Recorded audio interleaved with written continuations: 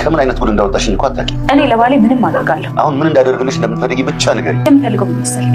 ያለ ሀሳብ እንድንኖር ወደፊታችን ብሩ እንዲሆን አንተ ያለው ገንዘብ እንደሚላክልኝ። በዛ ላይ ደግሞ እናቴን ድርሻ ሊሆን ይችላል።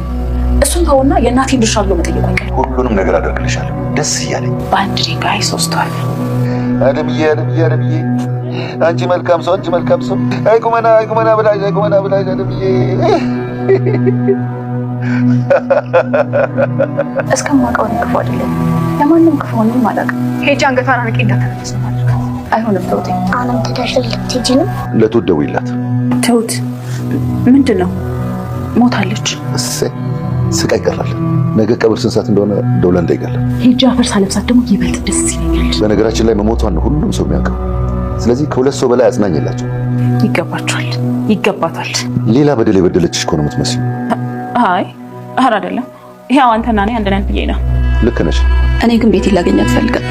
እንዴ አለ ከልብሽ ነው?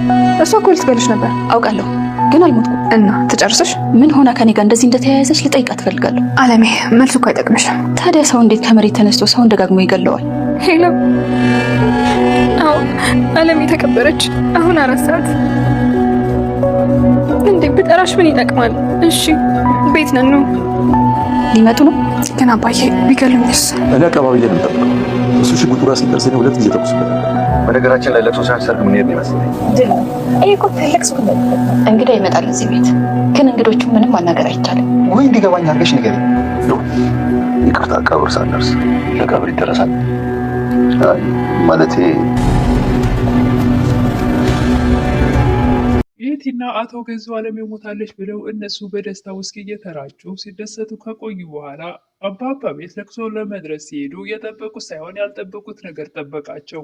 እነሱም ቀብር ላይ ሳንመጣ በማለት ከአንደበታቸው እንደወጣ አለሜ ከጓዳ ሙሽራ መስላ ብቅ አለች። እነሱም ምድር ተከፍታ ብትወጣቸው ደስታውን ባልቻሉት የሚገቡበት ግራ ገባቸው። ሰላም ጤና ይስጥልኝ ውድና የተከበራቸው በዓለም ያላችሁ ኢትዮጵያና ኤርትራውያን ናችሁ። እኔ እግዚአብሔር ይመስገን ደህና ነኝ። ትሁት ድራማ ክፍል 110ን አብረን እናያለን። የባለፈው ክፍል ኤቲ በተደጋጋሚ ትሁትንም ሆነ ናቲን አለሜን ይቅርታ መጠየቅ አለብኝ አሳዩኝ ስትል ቆይታ በመጀመሪያ ስትሄድ አስወጣልኝ ብላ አስወጥቶት ነበር።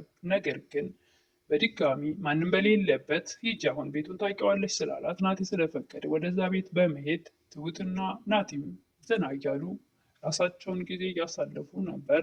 አባባም ቤት አልነበሩም። ያንን ጊዜ ተጠቅማ በቤት ስትሄድ ውጭልኝ ስትላት አለሜ ነገር ግን ቡና እንጠጣ፣ ለምንድን ነው ለምን እሄዳለሁ፣ ይቅርታ ላደርግልሽ ነው የመጣሁት በማለት ቡና ላፍላና ብለን ጠጣ ብላ ቡና ያፈላች መስላ ወደ አጠገቧ ተጠግታ በመርፌ እንግዲህ መርዛት እንደወጣችም አይተናል። ያን እዚህ ላይ ነበር ቪዲዮ ያለቀው።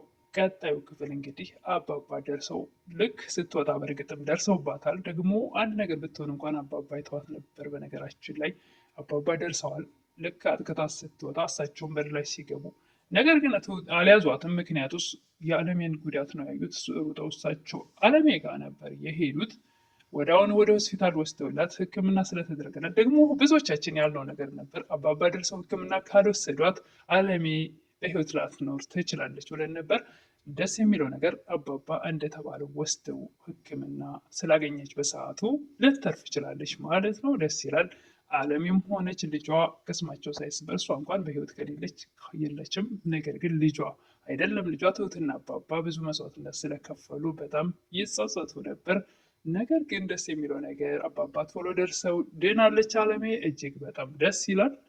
አባባም አለሜ እንደዛ ሆነ ሲያዋት እጅግ በጣም ደንግጠው ኧረ የሰው ያለ ድረሱልኝ እያሉ ጩኸዋል። በሰዓቱ በዳይ እያለ ተበዳይ ያን ሁሉ ስቃይ ስታሰቃያት ባሏን ቀምታ ንብረቷን ሁሉ በስሟ አስደርጋ አሁን ደግሞ እሷ ካልሞተች አላርፍም የሚል ልብ ክፋትና ተንኮል ቤቲ በትንሹም ቢሆን ቁስሌን አክም ያለው ትል ነበረ። ቆሳዩዋና ቁስል ያለባት አለሜ ወይስ እሷ ተበዳዩ አለሜ ወይስ ቤቲ? ሰዓት ከመጣች በኋላ በደስታ ነበር የተሞላችው። አይነት ጸጸት አልሰማትም። የትሁት ልጅ ህፃን ማርካንም ማንም የለም ከእንቅልፌ ስነቃ ሁልጊዜም እኔ አያቶቼ ጋር ውሰጅኝ፣ እዚህ አልፈልግም፣ አንቺም አጠገብ የለሽም፣ ከእንቅልፌ በነቃው ቁጥር እኔ ብቻዬን ነኝ፣ እዚህ አልፈልግም፣ ወደ አባባ ጋር ውሰጅኝ ትል ነበረ። እዚህ ቤትም መሄድ እፈልጋለሁ እያለች ህፃኗ ተከፍታለች ብቻዋን ማንም በሌለበት። አባባም አለሜን ይዘው ሆስፒታል ሄደዋል። በቤት ውስጥ ማንም የለም። ምንም ጥለሽኝ ልትሄጂ ነው? እኔ ወደ ቤት መመለስ እፈልጋለሁ ትል ነበረ ሕፃኗ።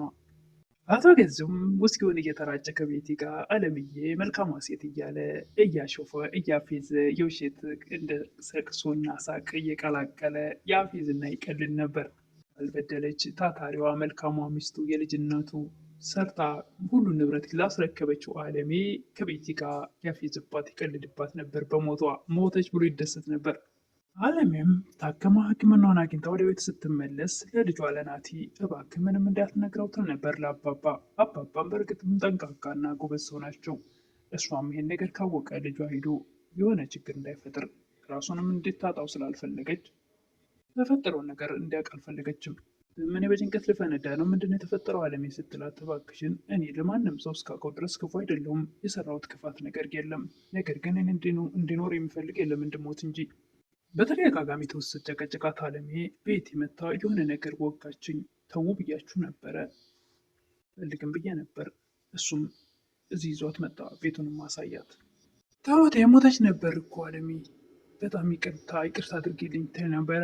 አለሜም አንቺማ መልካም ሰው መስላች ነው፣ ሰሞኑን እኮ የተጸጸተች መስላኝ ነበረ፣ ከልቧ መስሎኝ ነበር እያለች ትሁቴም አለሜ በህይወት መትረፏ ብትደሰትም ነገር ግን ያን ነገር በአእምሮዋ ስትስለው እጅግ ከባድ እንደነበረ ትሁቴም የእጅ አንገቷን አንቃታለሁ ትል ነበር። አለሜም ላይ እንደዛ አይሆንም እያለቻት ነበረ። ህፃኗም አሁንም ትተሽ ልትሄጂ ነው? እናንተ እኮ እኔ ስተኛ ትታችሁኝ ትሄዳላችሁ። ቤትም ይገባታል አለሜ ሞታለች እያለች ስትቦርቅ በደስታ ሌላ በደል የበደለችሽ ነው የምትመስዩ ይላት ነበር አቶ ገዙ። አይ ማለት ይሄ አሁን እናንተ አንድ ነን ብዬ ነው። ትሁትን ትምጣ ብለው ስለነበረ በቃ ትሁት ሀዘን ላይ ናት፣ ትደር ታያት። ትሁት እናት ህፃን ልጇም የልጅና የእናት ጨዋታ እየተጫወቱ በጣም ደስ የሚል ጊዜ እያሳለፉ ነበር። አለሜም አጠገባቸው ጋደም ብላ የእናትና የልጅን ደስታ እያዳመጠች ነበር። ናትና ትሁትም እንደተለመደው መች ነው ታዲያ እኔና አንቺ የምንጋባው እየተባባሉ መች ነው አንድ ቤትን የምንኖረው ስንጋባ ነው ስትል ትሁቴ እንግዳውስ እኔ የሆነ ነገር ሳስብ መልካም ነገር ነው ብዬ ግን ነገሮች ሁሉ መሰናክል ሁልጊዜም አያጣኝም፣ የሆነ ነገር ይገጥመኛል፣ የሚሆን አይመስለኝም ትላለች ትሁት በተደጋጋሚ። ትሁትና የናቲ ግንኙነት እንደ ካሌብ ይቆማል ወይስ ይቀጥላል ወይስ ተጋብተው እናያቸዋለን? ካሌብ ጋር እንደዚሁ ትጋባለች እያለ በጉጉት ስንጠብቅ ወደ ሌላ ነገር ነበር የተቀየረው። አሁን እንደዛው ሊሆን ነው ወይስ እንዴት ነው ነገሩ? የኔንና ያንተን ግንኙነት የምትቀበለው እኔ ስላዳንኳት ነው አይደል ትል ነበር ትሁቴ። ገና ለገና የሰው ቤት ሰራተኛ ነኝ፣ ዝቅ አድርጋ ታየኛለች የሚለው ነገር በውስጧ ስላለ እኮ የሰው ቤት ገር ነኝ ትል ነበረ ትሁቴ። ይህም ትሁቴን ለማጽናናት አንቺ ለማኝ አይደለሽም፣ ደግሞ ሰውነትሽን አትሸጭም፣ በጉልበትሽ ሰርተሽ እያገኘሽ ነው፣ ይሄ ደግሞ ኃጢአት አይደለም። አባባም ትሁቴን አልደወሉልሽም? እንዴት አልሄድሽም ወደ ስራ? እንግዲህ አለምን ገድለናታል ብለው አላስበው አይደለ? ብቻቸውን ይደሰቱ ብዬ ነው። ግን ደግሞ አለሜን አለመሞቷን ሲያዩ ፊታቸው ላይ የሚነበበውን ነገር ሳይ በደስታ እነሱ ፊት ለመቦረቅ ጓጉቻለሁ ትል ነበር ትሁቴ። አለሜን በበኩሏ ቤቴን ላገኛት ትፈልጋለሁ። ምን ማለትሽ ነው? ልትገልሽ ሙክራ ነበር አይደል እንዴ? ልትደረስሽ ነው የፈለግሽው? አይ ማለቴ ለምንድን ነው ከኔ ጋር እንደዚህ ያልያዛት? ምን በድያት ነው? ይሄ ላውቅ እፈልጋለሁ። ይሄ እኮ አይጠቅምሽም። ታዲያ ሰው እንዴት ከመሬት ተነስቶ ሰውን ደጋግሞ ይገድላል? እኔ እስከማውቀው ድረስ ለማንም ክፉ አይደለሁም፣ ደግሞ ማንንም አልበደልኩም፣ ማንንም አላስቀየምኩም። እንቆይ እኔ የማደርገውን አውቃለሁ በማለት ወደ ቤት በመደወል አዎ አለሜ ተቀበረች፣ አሁን 4 ሰዓት ብነግርሽም አይጠቅምም ብዬ ነው በማለት እያለቀሰች ቤቲ የሞተች መስሏት በዚህ ጋር ትቦርቅ ነበር። እውነት የሞተች መስሏት ቤቲ በደስታ ስትዘል ለመድረስ ሊሄዱ ነውና እቤት ነን እያለች ትሁቴ እያለቃቀሰች ነበር የነገረቻት። ትሁቴም ወደዛ ቤት ሊመጡ ስለሆነ ቢገሉኝ ውስጥ ነበረ። እኔ አካባቢዬ እጠብቀዋለሁ፣ እሱ እስኪያወጣ እኔ ጨርሰዋለሁ ብለው ትሁቴን እንድትበረታ ወይ ደግሞ እንዳትፈራ እሱ ቀድመው እንደሚጎዱት ይነግሯት ነበር። በመጨረሻም ናቲን እንግዳ ሊመጣ ነው ቆሎ ገዝተና በማለት እሱም ቆሎን ገዝቶ ይመጣል። ማንም እንደሚመጣ ወይ ደግሞ ምን እንደተፈጠረም የሚያውቀው ነገር የለም። አባባም ትሁትም አለሜም አልነገሩትም፣ የሚያውቀው ነገር የለም።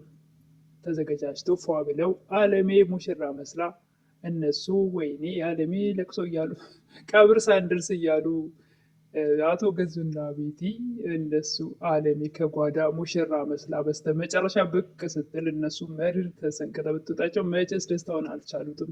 ነገር ግን ምድሯም አልተሰነጠቀችም። እነሱም የሚገቡበት ግራ ገብቷቸው እዛው እንደፈዘዙ እንግዲህ ግራ እንደተጋቡ ቪዲዮ እዚህ ላይ ያልቋል። ቀጣዩን ደግሞ በእውነቱ በጉጉት እንጠብቃለን። ናቲስ ምን ይሰማውን ምን እንደተፈጠረ የሚያውቀው ነገር አልነበረም። ቤቲና ገዙስ ምን ይሆን የሚሰማቸው? አለሜ ሞታለች ቀብር ያለው ብሏል። ናቲ እና አለሜ አንድ ላይ ሲያያት ወይ ደግሞ ምንም ጉዳት እንዳልደረሰባት የባስፏ ብላ ስትመጣ ምን ተሰምቷቸው የሆነ እሱን እንግዲህ በቀጣይ የምናይ ይሆናል። አለሜ ሰላም ሆና ከልጇም ከነትሁትም መገናኘቷ ደስ ብሎኛል እኔ በበኩሌ።